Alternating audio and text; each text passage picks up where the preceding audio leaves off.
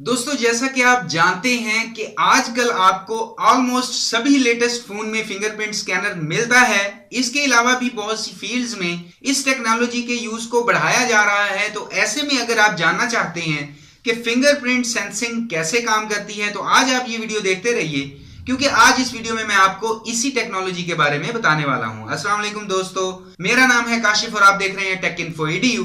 तो चलिए शुरू करते हैं।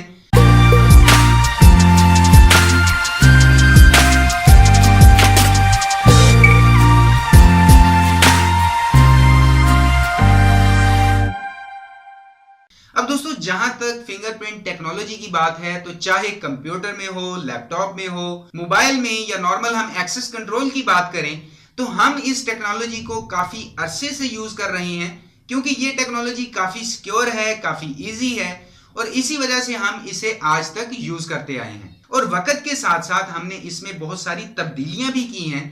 अब दोस्तों, जहां तक मोबाइल फोन में इस टेक्नोलॉजी की बात है, तो जब पहली बार आईफोन 5S लॉन्च किया था एप्पल कंपनी ने, तो उस वक्त उस फोन में एक अच्छा फिंगरप्रिंट स्कैनर हमें मिला था। फास्ट था, उसकी एक्सेस काफी इजी थी, उसका इंप्लीमेंटेशन काफी इजी था। तो उस फोन के बाद ही आपको काफी सारे नए स्मार्टफोन्स में फिंगरप्रिंट सेंसिंग मिली।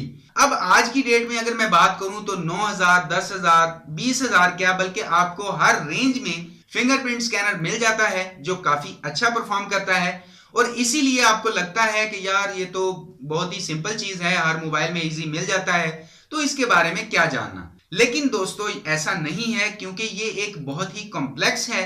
तो चलिए बात करते हैं फिंगरप्रिंट्स के बारे में। तो दोस्तों, फिंगरप्रिंट नॉर्मल हम इंसानों में 3 तरह के होते हैं, जिनमें से एक होता है आर्च टाइप, जैसा कि आप अभी स्क्रीन पर देख सकते हैं, जिसमें एक तरफ से पैटर्न स्टार्ट होता है और वो एंड तक जाता है और फिर नीचे आ जाता है।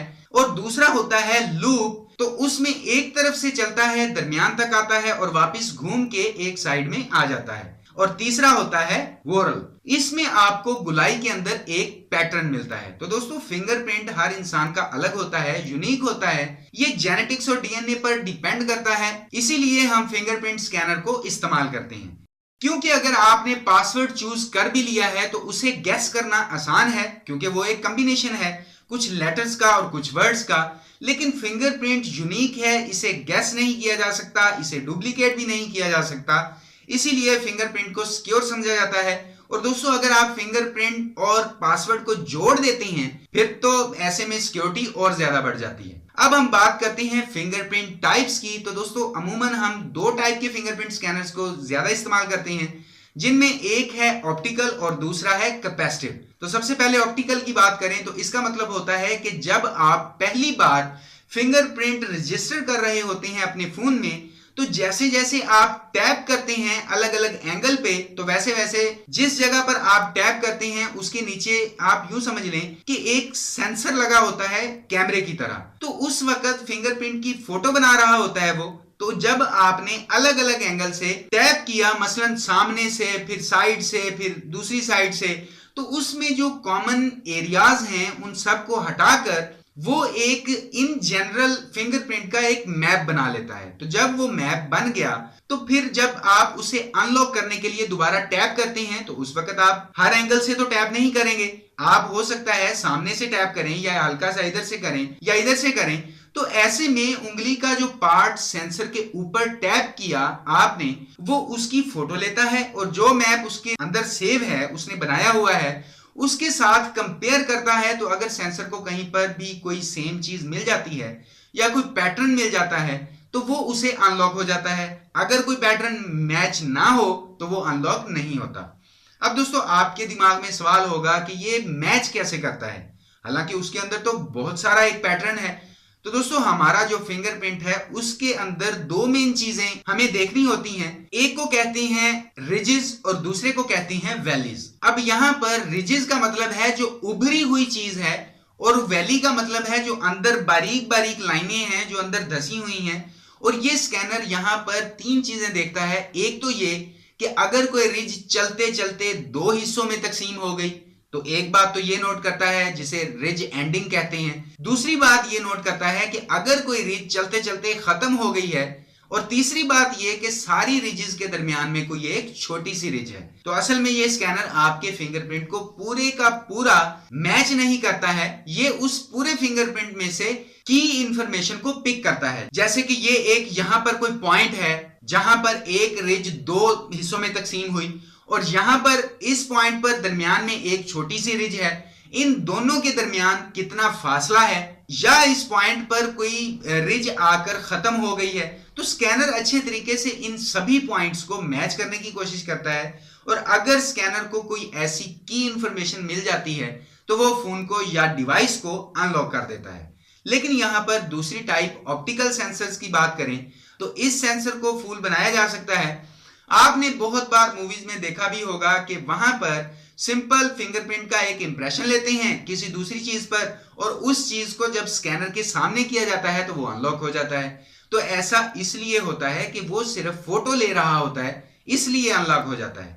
अब दोस्तों, ऑप्टिकल सेंसर से ज्यादा अच्छा है कैपेसिटिव सेंसर। वो इसलिए कि अगर आपने पढ़ा हो इलेक्ट्रॉनिक्स में कि सर्किट में कैपेसिटर क्या होते हैं, लेकिन अगर नहीं पढ़ा तो मैं आपको बता देता हूं, तो आपके फिंगरप्रिंट में जो वैली है या जो रिज है उसका साइज जो है वो मान लीजिए कि 1 नैनोमीटर है फॉर एग्जांपल। तो उससे छोटे छोटे साइज के बहुत सारे कंडक्टर्स उस फिंगरप्रिंट सेंसर के ऊपर लगे होते हैं। अब मतलब ये कि जब आप अपनी फिंगर उस स्कैनर के ऊपर रखते हैं तो कुछ कुछ सेंसर्स जो हैं जहां जहां पर रिज आती है वो सेंसर एक्टिवेट हो जाते हैं जो बेसिकली कैपेसिटर्स होते हैं, और जहां जहां पर फिंगर की वैली आती है रिज नहीं आती वहां वहां के सेंसर एक्टिवेट नहीं होते हैं। और ऐसे में दोबारा से मैप तैयार होता है जैसे ऑप्टिकल वाले में हो रहा था। और बाद में जब आप अनलॉक करने के लिए अपनी फिंगर को दबाते हैं तो सेंसर उसी मैप की मदद से जल्दी जल्दी चेक करता है कि कहां कहां पर आपकी फिंगर टच हुई है और कहां कहां कैपेसिटर एक्टिवेट हुआ है या नहीं हुआ है।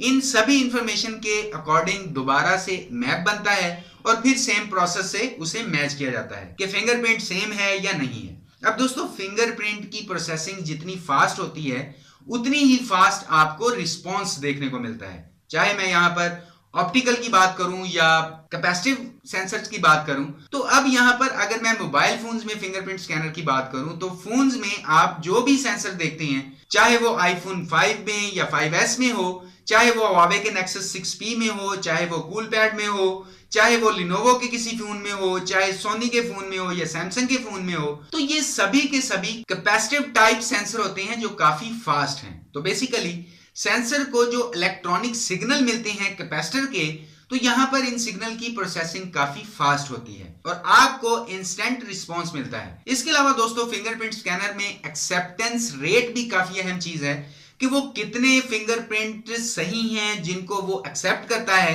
अब यहां पर नॉर्मली 90% से ऊपर होनी चाहिए, वरना आपको लगेगा कि आप बार बार अपनी फिंगर को स्कैन कर रहे हैं फिर भी वो एक्सेप्ट नहीं कर रहा, या इतना हाई भी ना हो कि कोई गलत इंसान भी स्कैन करे उसे एक्सेप्ट कर ले। तो ये जरूरी बात है जो डिपेंड करता है आपकी एक्यूरेसी पे, सिक्योरिटी लेवल पे और टाइम पे, या फिर किस तरह से आप उसे मैनेज करते हैं। तो उम्मीद करता हूं कि फिंगरप्रिंट स्कैनर की इंफॉर्मेशन आपको काफी पसंद आई होगी और आप समझ गए होंगे कि ये टेक्नोलॉजी काम कैसे करती है। वीडियो देखने के लिए आपका बहुत बहुत शुक्रिया, और अगर आपका कोई भी सवाल हो या राय हो तो वीडियो के नीचे कमेंट जरूर कीजिएगा।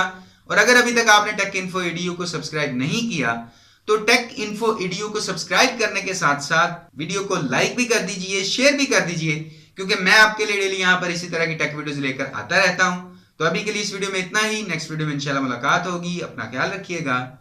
अल्लाह हाफिज।